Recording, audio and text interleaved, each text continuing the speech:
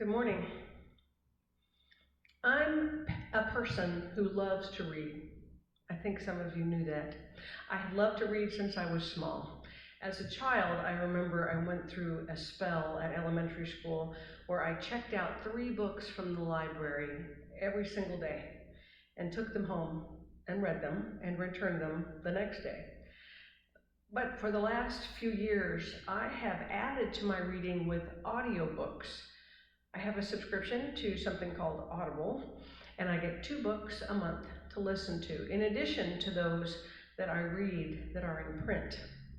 I listen when I'm driving, I listen when I'm gardening, and at the end of each of these books, a gentleman's voice comes on and says, "Thank you for being an audible listener." And I noticed recently that it doesn't say that anymore. It says, "Thank you for being an audible reader." Oh my, that's a subtle change. I'm not sure what happened, but when it happened, but I finally noticed it. Because in my mind, I've had 2 categories: books I read in print and books I listen to. And now I can hear that they're attempting to push me to the belief that those books that I listen to, I'm reading, just in a slightly different way. Isn't that interesting? Because I've had them kind of differently in my mind. One is just not as good as the other. But maybe not. Maybe I just classified them that way in my own mind.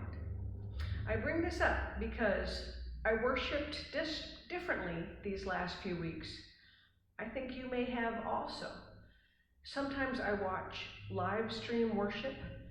Sometimes I watch sermons and listen to prayers. Sometimes I read articles of faith. And sometimes I listen to uplifting music. And then this last week's, my husband Joe and I attended the Synod worship, which was on Zoom, which is a participatory platform. That was so different. And in my mind, I automatically start classifying them. Real worship versus these different worship options. I'm having trouble convincing myself lately that one form of worship is the true one, or the best one, because I've been fed by all these forms of worship in these unusual and confusing times. And that brings me to Thomas, the disciple. The reading from John 20, starting at verse 19, is all about confusing and unusual times.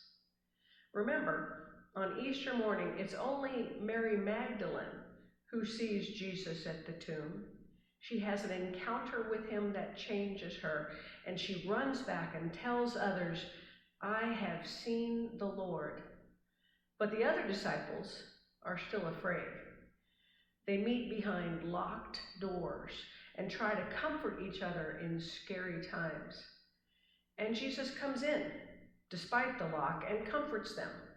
They too have seen the Lord now, and their fears recede. Thomas, however, wasn't there when Jesus came. He was busy somewhere else.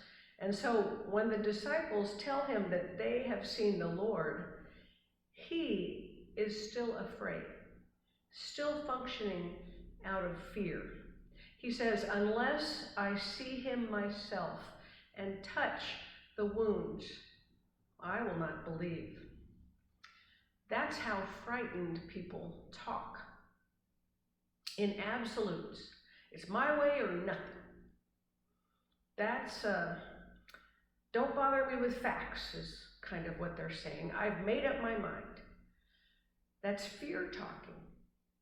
But Jesus, when he comes to Thomas and the others in that same room, doesn't condemn Thomas for his fears at all. He only says, "Touch here." He is meeting Thomas in all his fears, and all is well. He says, "Blessed are those who have not seen and yet believed." We are living in a time of change and fear. People are dying, and communities are afraid. We've changed the way we worship because of this. We could react to this by saying, like Thomas, "I really won't be worshiping until I can do it the way I always did, or the way I think we ought to do it."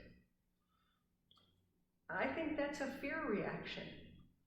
And like Jesus did for Thomas, there's no point in condemning it. That won't help. But if we can meet each other where the fear is and calm those fears, perhaps something new will come. Worship is available right now, in different forms, in different ways, at different times. But I am beginning to see that it is still worship, even though it looks different than I thought it would. It's like listening to books. I'm really reading them, although it looks different than I thought. I'm still enriched by these books. I still take them into my heart, and it changes me. This week, my prayer for you is to be like Thomas. Go ahead, express your fears. God is big enough to handle them and to listen, and then worship in new ways, by yourself, with your family, with recorded sermons or songs, or in a live stream service, or even a Zoom meeting. Worship is of God, and you will be fed. Blessed are those who are fed by worship in whatever ways they find it. Amen.